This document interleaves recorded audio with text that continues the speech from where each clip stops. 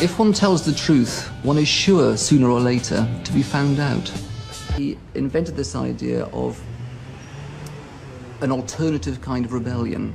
It's a sin. It's a sin. So in rock terms, you can rebel by not being part of bourgeois society, by turning everything upside down, by exaggerated behavior, by being exaggeratedly sophisticated, by being what we might call decadent. And that was the image that Oscar Wilde defined in the 1890s. And so you've seen it in the Rolling Stones in 1967. When they were on trial for drugs, they even made a film where Mick Jagger played Oscar Wilde and Marion Faithfull played Bosie, I think, because they were outsiders and they had that style of decadence in the way they dressed.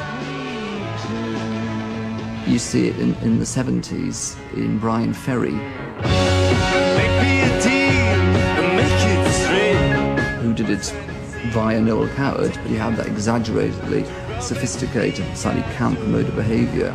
You see it in the 80s with Morrissey. Very, very modern time. It was the birth of the modern world in terms of art and literature and music.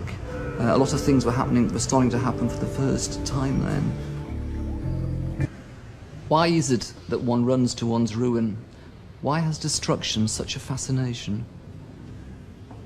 I've had a theory in pop music that when someone or a group or artist becomes successful, when they carry on being successful, they go from success into what I call their imperial phase, where they can do no wrong, where it seems like it will go on like this forever.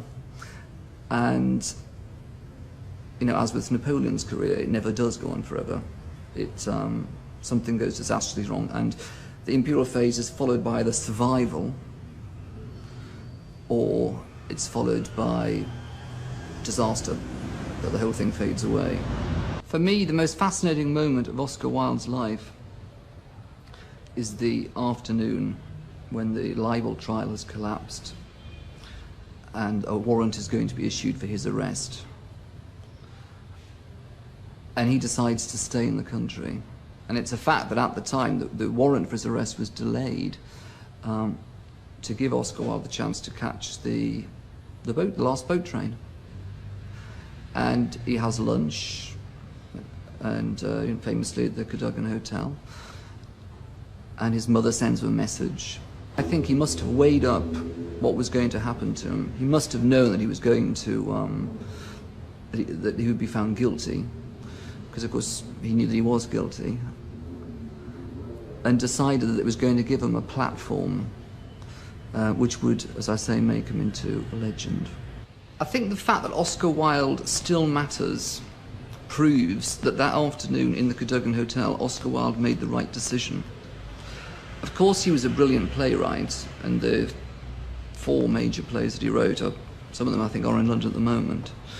But the fact is, it's the myth that fascinates us about Oscar Wilde, and it's the icon of him that fascinates us, and it's the tragic downfall that fascinates us.